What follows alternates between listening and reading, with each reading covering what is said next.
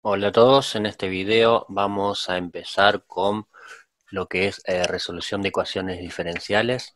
En particular vamos a ver los que llamamos problemas a valores iniciales o PBI, ¿sí? Estos consisten en una ecuación diferencial ordinaria más condiciones iniciales, ¿sí? Entonces repasemos un poco qué es una ecuación diferencial. En una ecuación diferencial las incógnitas son funciones, ¿sí? En esas ecuaciones intervienen la función, la variable independiente y también derivadas de esa incógnita, ¿sí? La derivada más alta que aparece, eso va a determinar el orden de la ecuación diferencial. Y lo que es más interesante respecto a las ecuaciones diferenciales, para qué sirven y de dónde surgen, es que representan modelos matemáticos del mundo real. Aparecen mucho en física, en química, en modelos de población y en casi cualquier cosa que a uno se le ocurra se puede plantear una ecuación diferencial. La que vamos a empezar viendo son las ecuaciones diferenciales ordinarias. Eso se refiere a que las derivadas son ordinarias en el sentido de que las funciones que intervienen, la incógnita que yo quiero buscar es una función de una variable y por lo tanto la derivada es una derivada común, ¿sí? Las ecuaciones diferenciales parciales es cuando uno considera funciones en varias variables y por lo tanto aparecen derivadas parciales. Pero bueno, una ecuación diferencial ordinaria o EDO tiene orden n si se le puede expresar de esta forma, ¿sí? Acá tengo una función de la variable independiente t, la función y sus derivadas hasta orden n. Esto igual a 0 representa una ecuación diferencial de orden n, ¿sí? Esto significa que hay que hallar una función y que tiene derivadas continuas hasta orden n. Esta función y va de un intervalo a b en r, ¿sí? Y tanto y como sus derivadas satisfacen esto para todos los valores t en a, b, ¿sí? O sea, hay una ecuación que cumplen t y de t y prima de t, y esa ecuación es igual a 0, no para un valor, sino para todos los valores correspondiente al intervalo donde está definida la función y. Bueno, vamos a dar algunos ejemplos de ecuaciones diferenciales. El más clásico quizás sea el que sale a partir de la segunda ley de Newton, que dice que fuerza es masa por aceleración, ¿sí? La mecánica clásica está llena de ecuaciones diferenciales. Esto es una ecuación diferencial si uno considera r, la posición de un objeto respecto del tiempo. En ese caso, la derivada de r es su velocidad, ¿sí? R es una función que va de un intervalo de tiempo, un t0 inicial y un t final, a rd, digamos, d puede ser 1, 2 o 3, ¿sí? Depende si estoy mirando la posición en una línea, en el plano o en el espacio. Entonces, si r es la posición, su derivada es la velocidad y su derivada segunda es la aceleración, que uno la pone acá. Por lo tanto, en la segunda ley de Newton me quedaría así: masa por la derivada segunda de r de t es igual a una función, y si esta función depende de t, de r de t y de r' de t, pues esto es una ecuación diferencial de segundo orden, ¿sí? Eh, si uno lo quiere ver en términos de esta g que escribí acá, bueno, pues la g sería pasando esta f, restando del otro lado, y eso que tengo ahí es la g, ¿sí? Fíjese, esto sería una ecuación diferencial de segundo orden y depende si r es una función real o vectorial. Vamos a ver si es una ecuación diferencial o un sistema de ecuación diferencial. Voy a explicarlo un poco más adelante. Vamos a ver un ejemplo en una dimensión, el resorte. Supongo que x de t es el desplazamiento desde el equilibrio de un resorte. Imaginen una masa sujeta a un resorte en un plano horizontal, ¿sí? Que se mueve sin fricción, o sea, un resorte simple donde la única fuerza que actúa sobre esa masa es la fuerza del resorte, ¿sí? Esa fuerza se escribe así, menos K por X, donde K es la constante del resorte. Tiene un signo negativo porque va en contrario, digamos, al desplazamiento. La fuerza va hacia el otro lado del desplazamiento, ¿sí? Entonces, poniendo esta expresión acá arriba y considerando como R de t a X de t el desplazamiento horizontal desde el equilibrio, esta expresión de acá me queda de esta forma, ¿sí? O resumido así sin escribir la variable t, es como más comúnmente se ve. Esta es una ecuación diferencial de segundo orden, ¿sí? Donde la incógnita es la función x de t en un intervalo de 0 de f. Bueno, entonces esta es una ecuación diferencial de segundo orden, pero como dije también uno puede tener un sistema de ecuaciones diferenciales, quiero decir, puedo tener varias incógnitas, varias funciones reales que interactúan entre sí. Por ejemplo, este es un modelo muy actual, o sea, es un modelo en realidad muy viejo, pero para la situación actual está siendo muy en boca de todos, es el modelo epidemiológico SIR, ¿sí? SIR se llama porque las variables que intervienen son S, la población susceptible, I, la población infectada, y R, la población removida. Esto significa es la gente que después de un cierto, después de haberse contagiado la enfermedad, en algún momento pasa a o a fallecer o a recuperarse, ¿sí? Este sería el conjunto. Entonces, estas son todas funciones del tiempo, ¿sí? También indica la cantidad de personas sanas, pero que podrían enfermarse. Estas son las personas que tienen la enfermedad. Por supuesto, de los susceptibles van a pasar a los infectados, no al revés. Y después de un tiempo con la enfermedad, van a pasar al grupo de los removidos, ¿sí? Que son los recuperados o los fallecidos. ¿Cómo es la interacción de estas tres variables? Bueno, acá escribimos cómo es el modelo SIR, que indica cómo es la tasa de cambio de cada una de las variables. La tasa de cambio de los susceptibles es menos una constante por el producto de los susceptibles por los infectados, ¿sí? Va a disminuir, por eso tiene un menos, va a disminuir los susceptibles, y va a ser de acuerdo a la cantidad de susceptibles que se han cruzado con los infectados. Y beta es una constante que tiene que ver con la tasa de contagio en la enfermedad. La variación de los infectados, bueno, ahora está los que pasan, los que salen de los susceptibles con estas tasas, entran al grupo de los infectados con esta misma tasa. Pero también estos son cierto porcentaje del grupo de los infectados se va a ir a medida que se recuperen o fallezcan. Esta es una constante que tiene que ver con el tiempo de duración de una enfermedad.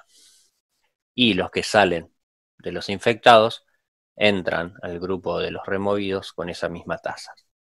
Entonces, estas tres variables son funciones de R en R y uno no puede considerar, son tres ecuaciones diferenciales de primer orden, pero uno no puede considerarlas por separado porque en cada una hay, digamos, variables de otras, ¿no? Entonces esto es lo que se conoce como un sistema de tres ecuaciones diferenciales de primer orden, que uno debería resolverlas todas juntas.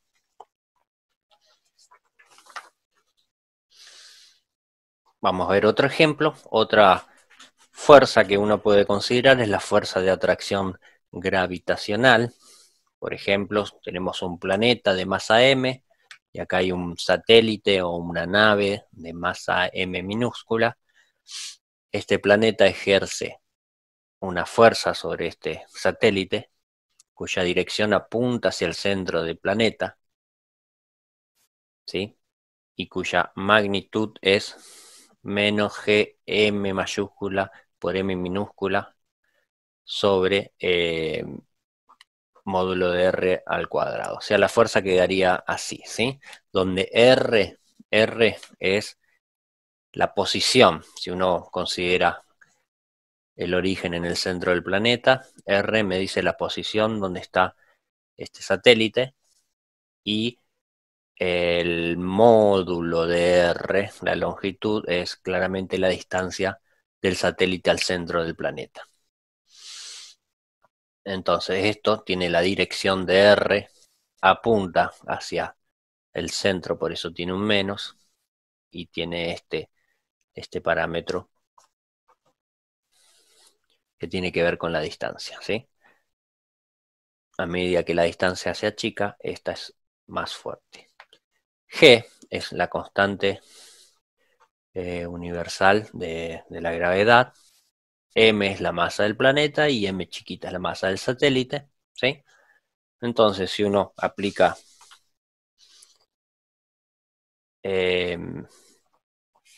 la segunda ley de Newton, va a tener una ecuación diferencial, ¿sí?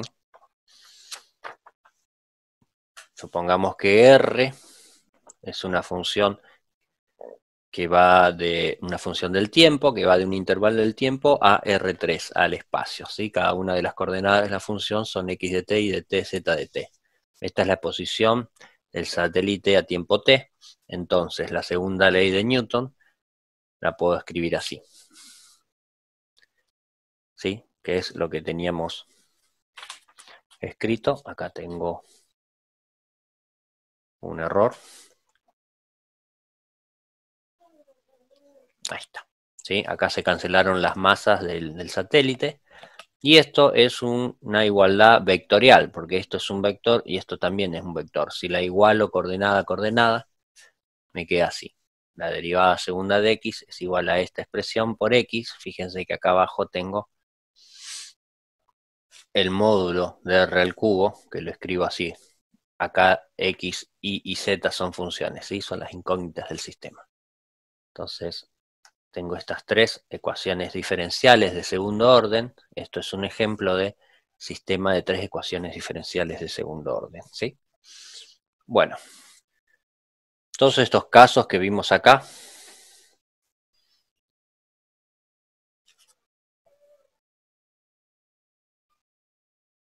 se pueden expresar de esta forma, ¿sí? Donde depende de la función, si la incógnita es un vector o una función real, f va a ser una función de dos variables o de más variables de acuerdo de cómo es la función. Pero no nos confundamos, empecemos simplemente pensando que ahora i es una función real, ¿sí? De R en R, ¿sí? Esta f que está acá tiene dos variables, t e i, ¿sí? Esto que está acá significa que i' es igual a f de t, y significa que i' de t es igual a f de t y de t, ¿sí? Para todo t donde esté definida la i, ¿sí? Como dice acá, f es una función de R2 en R.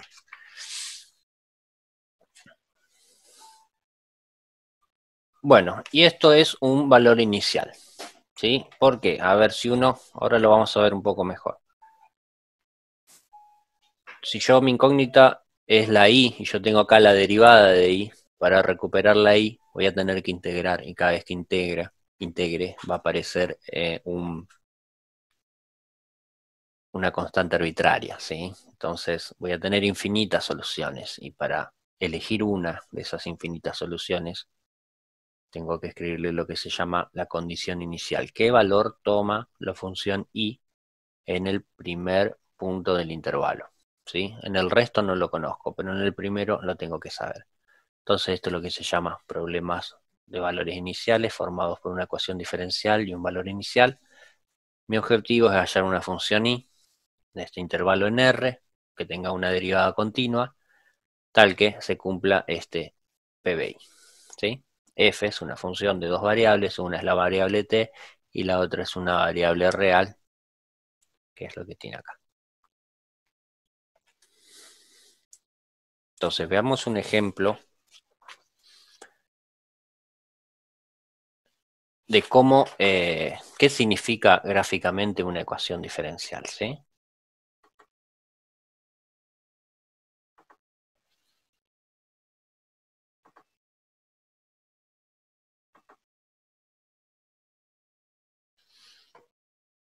Tenemos esta función que está acá. La función f es esta, menos i más seno de t más coseno de t. Bueno, es una función de dos variables, t y de i. Yo lo que voy a hacer es graficar esta función en muchos puntos del plano, ¿sí? Del plano TI. Elijo una gran cantidad de puntitos del plano y lo que la ecuación diferencial me indica es que la función que yo estoy buscando va a tener como derivada, como pendiente, lo que me dé la f, ¿sí? Entonces, lo que me da el valor de f en cada uno de esos puntos es la pendiente que va a tener la función. O sea, yo voy a graficar entonces una pendiente arriba de cada uno de esos puntitos. Entonces esto es lo que se llama campo de direcciones y uno puede observar que hay funciones que satisfacen, digamos, esa marea que te da la f indicando qué derivada tiene que tener, ¿sí?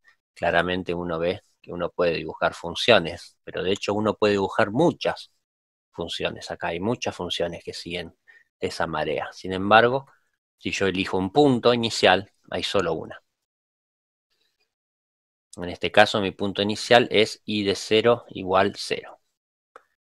Entonces esta es la única función que cumple eso, ¿sí?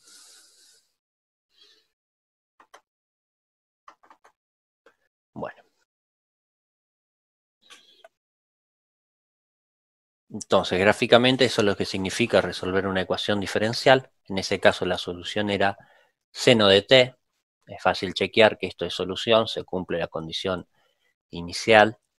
Y también si uno deriva, obtiene coseno y uno reemplaza en esta ecuación y se cumple para todo valor de t, ¿sí?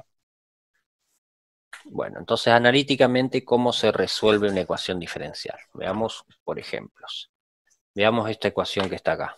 Este es un ejemplo simple de ecuación diferencial, porque acá no hay variable i. Si yo sé que i' de t es t cuadrado, simplemente integro, y acá me aparece una constante de integración, una constante arbitraria, por lo tanto no tengo una solución, sino tengo infinitas soluciones. Y en ese caso el valor inicial, si yo digo que i de 1 es 0, pongo esta expresión acá, y acá saco que c igual a menos un tercio, por lo tanto la solución al PBI que cumple esta ecuación diferencial y este valor es esta que está acá, ¿sí?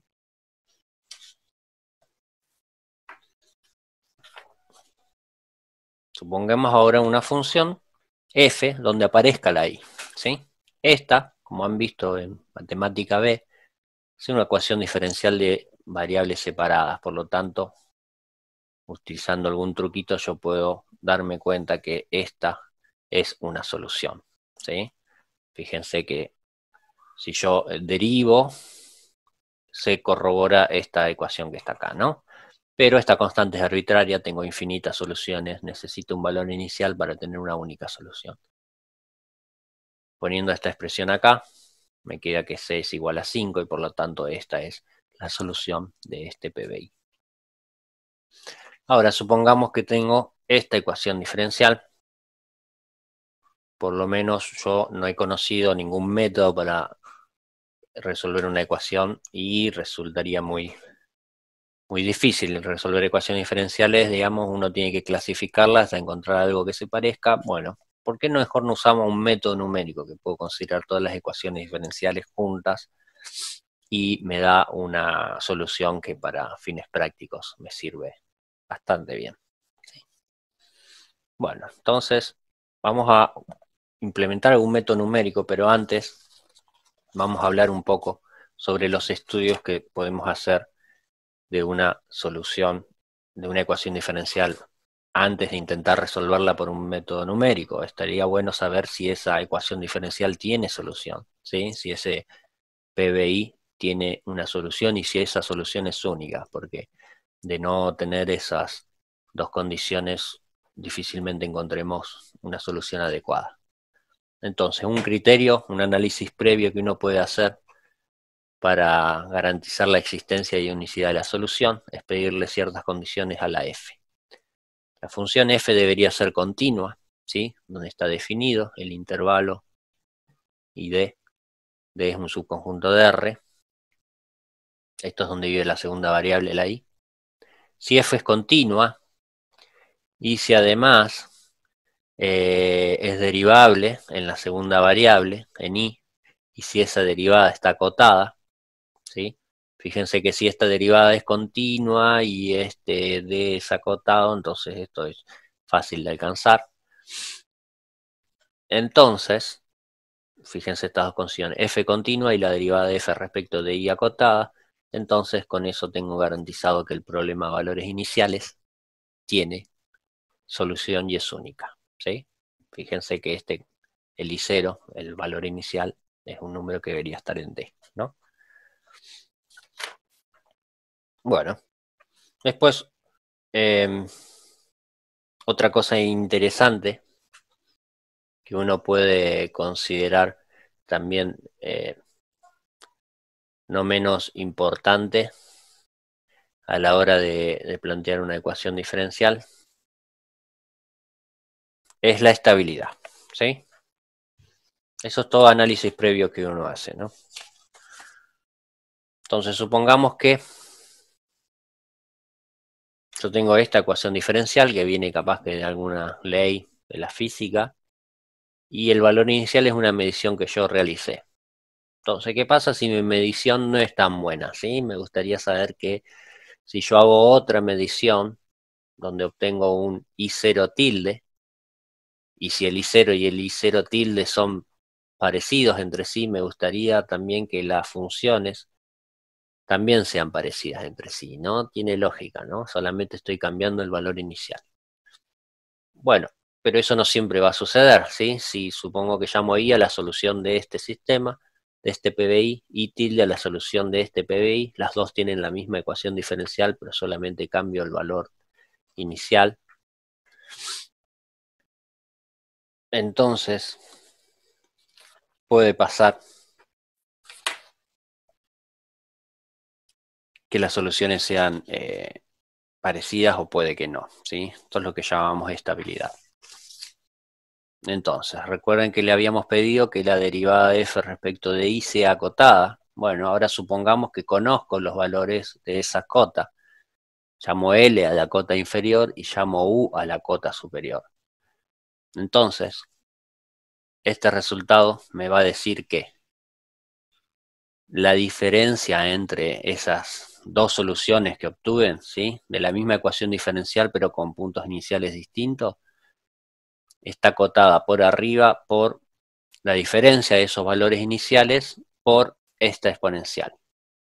Y por abajo por la diferencia de estos valores iniciales por esta exponencial. ¿Sí? ¿Esto qué significa? Bueno, si miro solo este lado y supongamos que tengo la suerte de que este u sea 0 o más chico que 0, pues esto me indica que las dos funciones, la diferencia entre las dos funciones en cualquier instante de tiempo no va a ser mayor que la diferencia entre los valores iniciales, ¿sí? O sea, las funciones no se van a alejar. A lo sumo tendrán la diferencia entre ellos va a ser tan chica como las diferencias en los valores iniciales. Eso si u es 0, pero si u es un número negativo, esta exponencial va a tender a 0 a medida que t crece. O sea, se va a ir achicando. Esto va a ser más chico que i0 menos i0 tilde. Eso significa que la diferencia entre las funciones no solo no se van a alejar, sino que se van a ir acercando cada vez más, ¿sí? Eso es lo que llamamos estabilidad. En caso u menor o igual que 0, es estable, las soluciones no se alejan.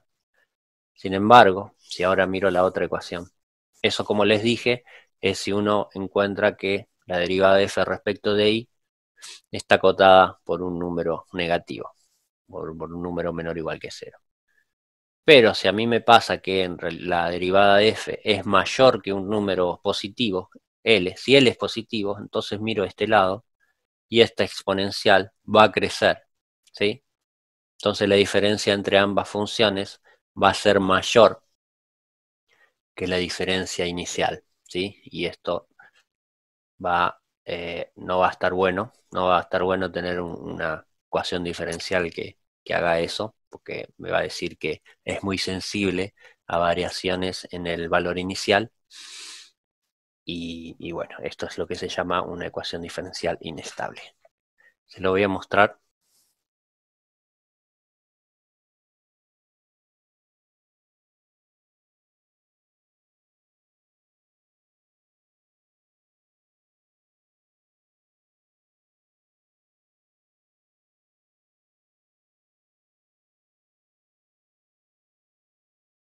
Fíjense, esta es la función que vimos antes, esta es la solución, este es el campo de direcciones y mi función f es esta. Si uno hace la derivada de f respecto de y, esto le da -1. Esto significa que la ecuación diferencial va a ser estable. Si uno pone u igual, en este caso L y u son todos los dos igual a 1, entonces voy a tener que las soluciones se van a ir acercando, fíjense. Esto tiene condición inicial 0, 0, en 0 vale 0, pero en esta en 0 vale 2. ¿Qué va a pasar con la función que en 0 vale 2? No es la misma que esta, ¿no? No es la misma, pero la solución se van a ir acercando, ¿sí? Entonces esta es una buena ecuación diferencial, no importa qué errores en la medición del valor inicial tenga, las soluciones se van a ir acercando. Ahora consideremos esta otra ecuación diferencial que tiene la misma solución, el seno, ¿sí? Lo pueden corroborar. Pero fíjense que acá tengo i, no en lugar de menos i. Si yo hago derivada de f respecto de i, estos términos se me hacen 0 y la derivada de f respecto de i es 1, un número positivo. Si yo pongo eso en la expresión anterior, L igual a 1, van a ver que las funciones se van a alejar. Y fíjense que esto es lo que pasa efectivamente. Si yo elijo un puntito muy cercano al valor inicial anterior, sin embargo con el tiempo la función se van a ir alejando, ¿sí? Entonces esto no está bueno y tampoco va a estar bueno para los métodos numéricos, especialmente para los métodos numéricos, porque como vamos a hacer aproximaciones, aunque esté muy cerca, puede ser que me vaya muy lejos.